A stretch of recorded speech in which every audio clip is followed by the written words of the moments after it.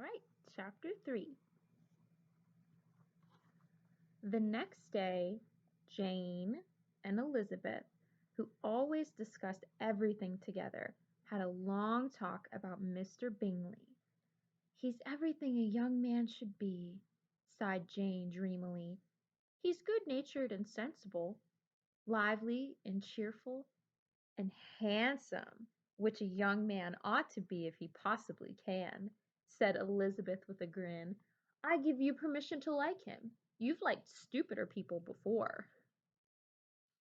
Jane laughed, but Elizabeth went on. You're much too ready to like people in general, you know. You never see a fault in anyone.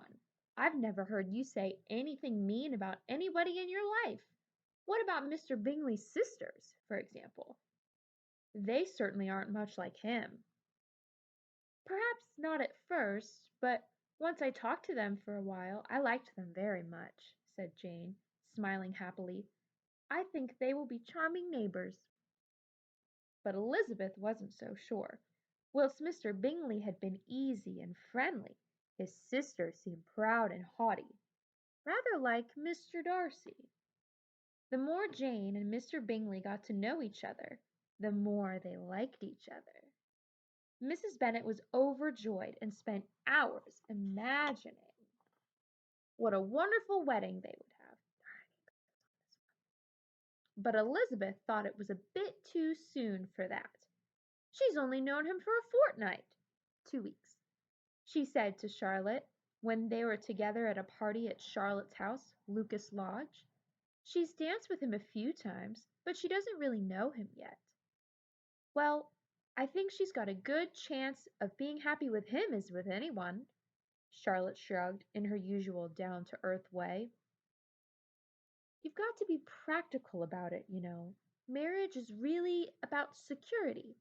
Happiness is just a matter of luck.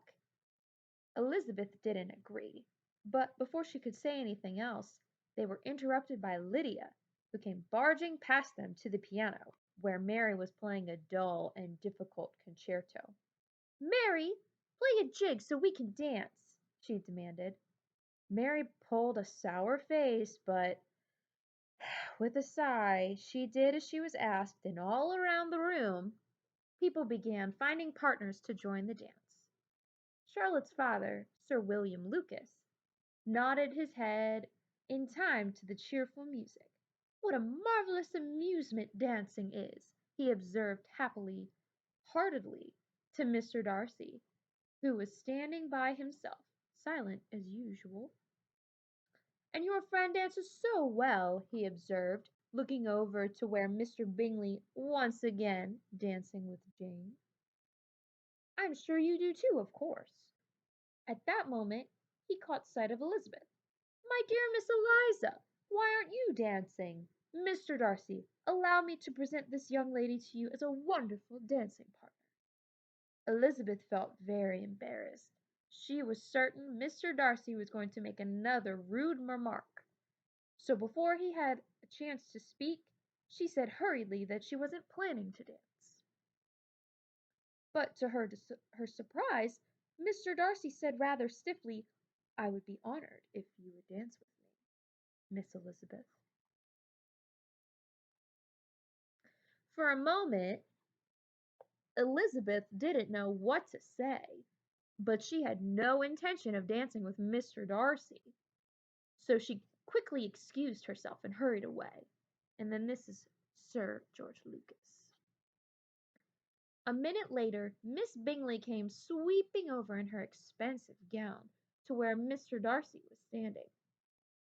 I can guess what you're thinking, she said, glancing around with contempt.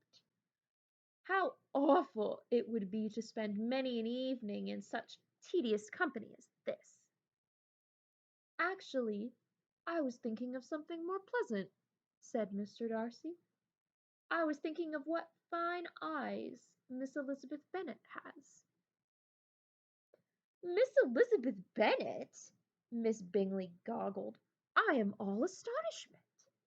She laughed her high, rather silly laugh, but Anyone looking at her closely would have noticed that she didn't really look amused, but instead very cross indeed. Guess we have to see what happens next.